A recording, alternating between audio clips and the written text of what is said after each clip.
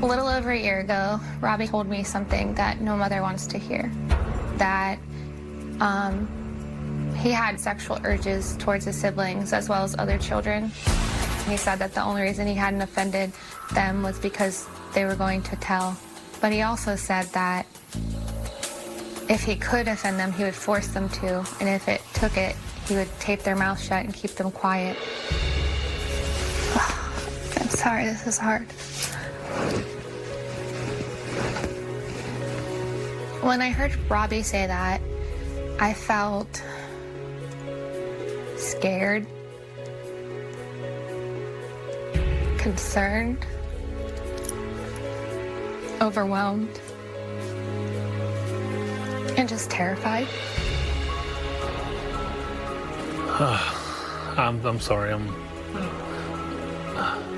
It was just such a shock that I didn't know how to deal with it. I was wondering where these urges came from. Why suddenly he would start feeling that way. We put a safety plan in place.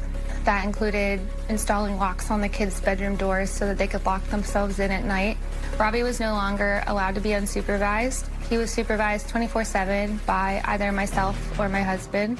Robbie was no longer allowed to hang out with his siblings nor any other children. There were many times I had to take Robbie to work with me so that he could be supervised during the daytime. I was doing everything I could to get him into that treatment facility. In spite of everything we put in place, we were faced with a new challenge, which was... Robbie came home from school, and he said that if we didn't get him help that day, that he was going to rape one of his siblings. He told me that despite there being locks on the doors, that he felt like he would find a way to get to them. I was blindsided with what he had said. We had no other choice than to remove him from the house. So we took him straight to the hospital. It was tough. It was very hard to make the decision to have to, what felt like, get rid of my son.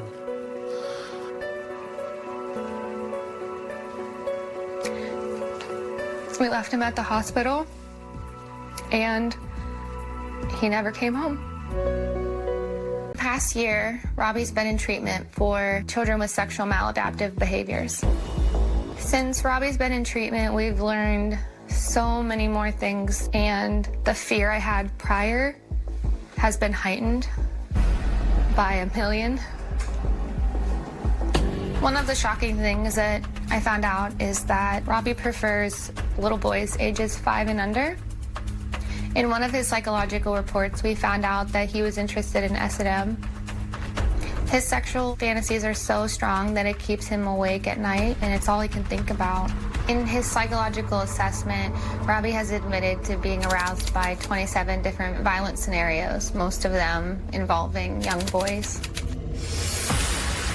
Robbie has told me that acting on his impulses would make him feel extremely powerful, and he likes the idea of being in control, and victims will just get over things.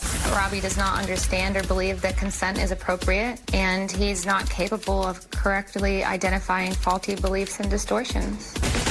Lately, he's expressed that he just wants to harm someone whenever he gets out. Robbie believes that deviant sexual behavior is normal. He also doesn't understand or believe that there will be consequences for his behavior. He will reoffend if he's given the opportunity because he wants what he wants and when he wants it. Robbie told me that he would find a victim. He would find a way to keep them quiet. It didn't matter if he had to tape their mouth shut or hold them down, that he would find a way. And that's really scary. Now that he's still expressing those desires, there's no chance of him coming back to the house when he's released. That's non-negotiable. He just can't. At the age of 9, he's always had weird behavioral issues. What I noticed early on was that Robbie always seemed overly affectionate towards his sisters. He was obsessed with giving them hugs goodnight and would get upset if he didn't get a hug. I always thought that that was so weird, so I put an end to that. I thought it was just one of the odd things that Robbie did. Around the time that Robbie hit puberty, he was constantly looking for opportunities to look up porn. We discovered that Robbie had 2 Facebook accounts and was trying to contact an older man through one of them. Now that I know everything, it just kind of all makes sense. Are worried their 15-year-old son is a pedophile. They say he has already confessed to sexually abusing 2 young victims. Right here in the assessment, it says that he was verbally threatening and he's used excessive physical aggression. I felt absolutely devastated. I spoke to Robbie on the phone. Robbie told me it occurred twice. He would have sexually assaulted them again, but he had never had the opportunity. He was completely unapologetic about it, and he just didn't care. I was just so stunned. It was like a punch to the gut. It made me feel nauseous. I felt that I had failed him as a father. The evaluator believes that he's at a very high risk of reoffending. He desires to engage in violence, and he admits that he has little control over his sexual urges. The police have deemed Robbie a danger to the community. They plan to press charges against Robbie for aggravated indecent assault. Then he would be mandated by the state to go into a treatment facility potentially. If they do, I support whatever decision they make. I never thought in a million years I would ever be facing this situation. I am so exhausted.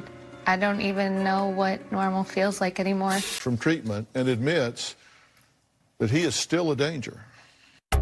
Hey, Mom. What are you doing? I'm just trying to go to bed. So, how have you been feeling?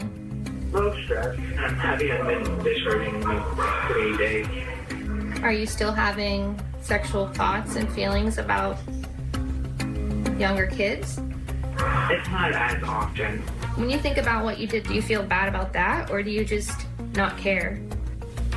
I feel bad about it, but in the same sense that I feel excited when I think of it. Do you think that you would try and hurt one again? Honestly? There's a high risk. Yeah. When you go out in public, you fantasize about raping strangers.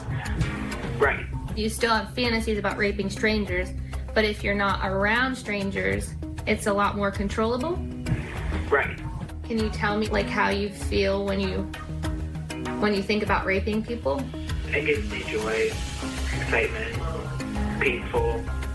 So the thought of raping somebody makes you happy. Right. And how do you think that they would feel? So I don't think twice about how other people would feel. I just think of how I would feel. So you only care about what you would gain sexually? Pretty much. Do you still feel like if they let you out today that you would find a victim and that you would rape them? It's not that, it's me trying to manipulate someone else. So you think you would try to convince them to let you have sex with them? Yeah. And what happens if they aren't willing to? You told me that you would hurt them or make them shut up. Do you still feel like that? Occasionally. Or do you feel like you still have sexual thoughts and urges towards the same people you used to? Do you feel like if you got out of there, like you're gonna do that stuff again? Sometimes I even worry about my own thoughts. I feel like I've gotten to know better, and that if I do get out, there's more chance I have of doing it again. Yes. Actions will affect his victims because I've experienced that myself. When I was in 4th grade, I experienced being molested. While Robbie was in treatment, his therapist thought it would be a good idea for me to share my experience with him. When I told Robbie what happened to me, he got upset and he cried. I had hoped that by sharing my story that I could break through to him and maybe he could see what it does to a person, but it didn't change the fact that he still believes that his victims will get over it.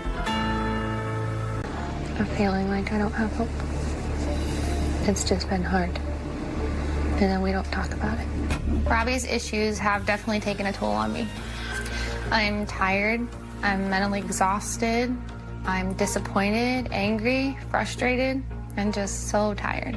I feel like I'm carrying the weight of our entire family. Richard's been so stressed that he's not talking about it and he's not dealing with it. We both agree that Robbie needs more treatment, and when he gets emotional, he just shuts down.